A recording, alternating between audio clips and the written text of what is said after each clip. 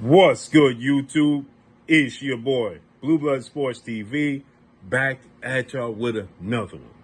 So, as I told you guys, the IBF welterweight world champion, undefeated superstar boxer, the phenom as I refer to him, Jaron Boots Ennis, 32 wins, no loss, no draw, 29 wins by way of knockout. Jaron Boots Ennis is 27 years of age, 5'10" with a 74-inch arm. Switched from orthodox to southpaw very well.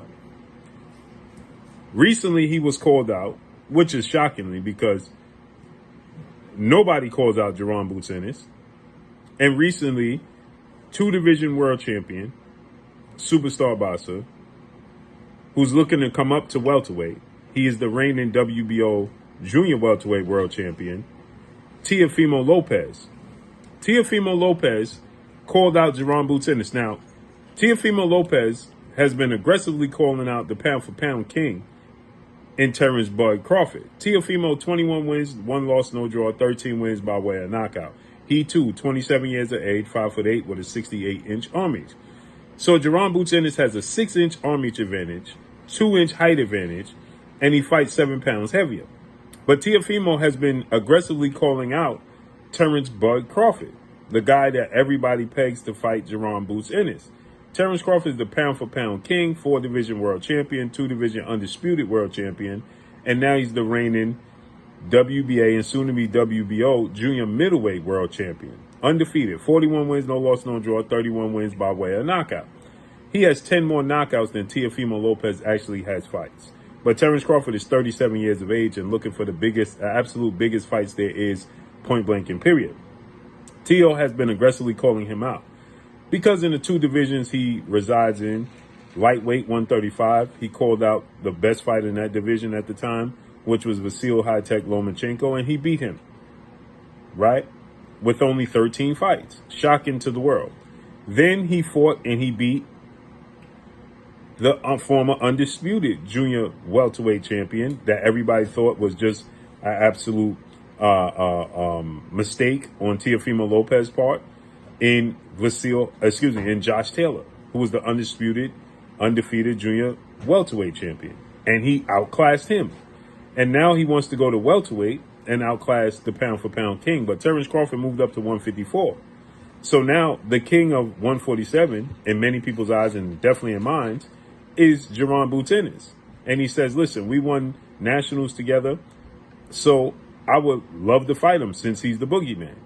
Well, Jaron Boots Ennis' father, trainer, and manager, as I told you guys, Bozay Ennis, he stated, we'll take that fight in a heartbeat.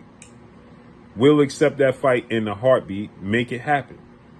Now, recently, the IBF, International Boxing Federation, President Mr. Darryl Peoples, they are ordering, ironically, Jaron Boots Ennis to face a guy that he faced already in Karen Chua-Karzine, okay? He already fought and beat Karen Chua-Karzine, right? And now the IBF is saying that he's earned his way into this position, and they're ordering Jaron Boots Ennis rematch Karen Chua-Karzine, right?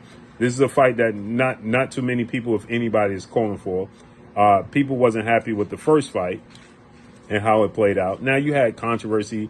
Chua-Karzine, 24 wins, 2 losses, no draws, 13 wins by way of knockout, 28 years of age, 5'9.5", and they fought back in January 2023, and Jaron Ennis won a unanimous decision. The IBF is ordering that fight, so maybe they can do some step aside and allow Jaron Boots Ennis to fight Teofimo Lopez, right? I mean, you've had greats come up from 135, 140 and challenge welterweights. This is nothing new. Mikey Garcia, he challenged Errol Spence. He came up short. You had, we know Roberto Duran came up and challenged Sugar Ray Leonard, and he actually beat Sugar Ray Leonard. So it can happen.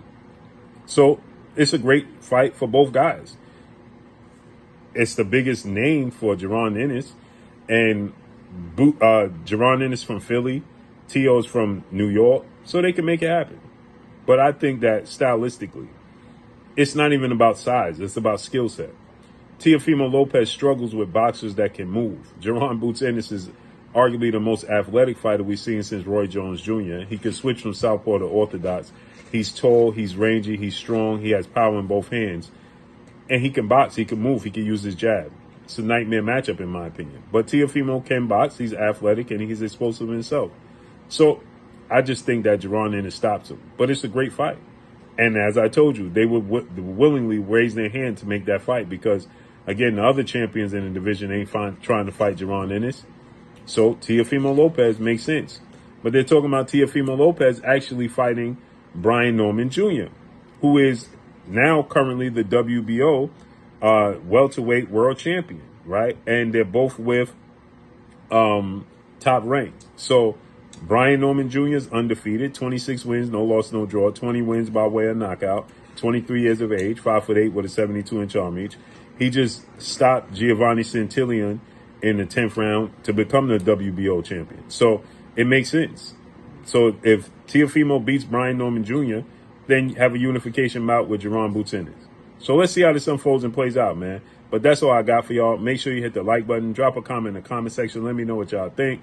Y'all already know what it is. It's your boy Blue, Blue Blood Sports TV. Hate, like, comment, and subscribe. If you haven't subscribed, hit the subscribe button, hit the like button, hit the bell icon to get all the new notifications. Follow me on Instagram at Blue Blood Sports TV, all one word. And another thing is, if Brian Norman Jr. beats Teofimo Lopez, Brian Norman Jr. versus Jaron Boots Ennis. That's a big fight for Boots Ennis. Stanionis, Mario Barrios, they ain't trying to fight him. That's all I got for y'all. Peace.